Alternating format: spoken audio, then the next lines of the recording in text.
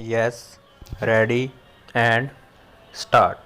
Having considered the aforesaid submissions raised, what we find is that so far as the issue relating to the Armed Forces Tribunal is concerned, the same was answered vis-a-vis the exercise of authority by the High Court under Article 226 of the Constitution of India, whereas in the present case the exercise of authority by a learned single judge in a company petition is in the discharge of statutory powers conferred under the provisions of the Companies Act 1956. Thus, this is not a case arising out of a writ petition under Article 226 of the Constitution of India. Nonetheless, the issue is that the power which is being exercised by the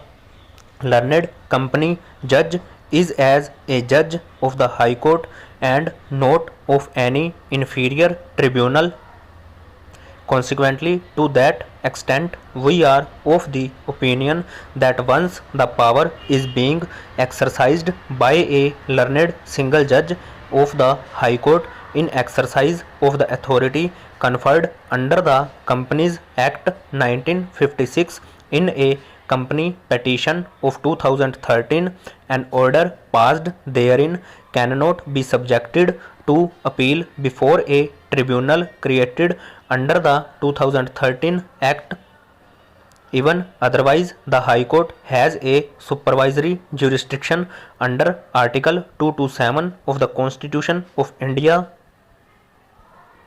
Applying the principles thereof, the question of conferring the authority of appeal on a subordinate tribunal would be contrary to this constitutional scheme.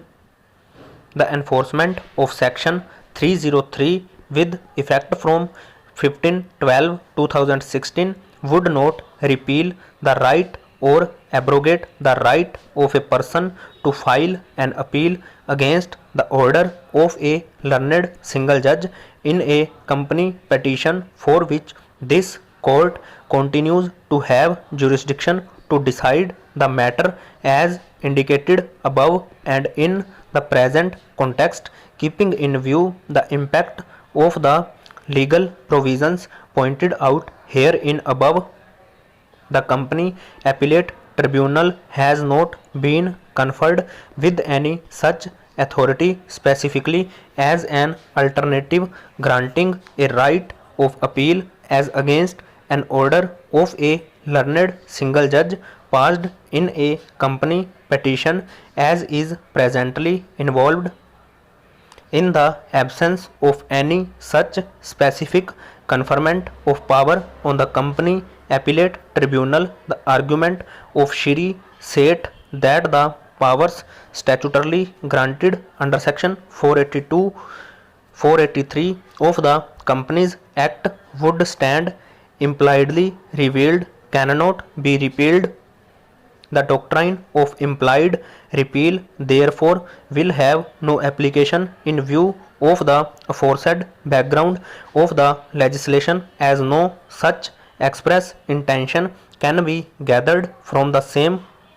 There is yet another reason for holding that the right of appeal is available to the appellate, and that is based on the principles that have been deduced as discussed in the latest case of Mazars Videocon International Limited versus SEBI (2015) for SCC 33, where a right of appeal has been understood to be a substantive right and not a mere procedural right, so as to affect its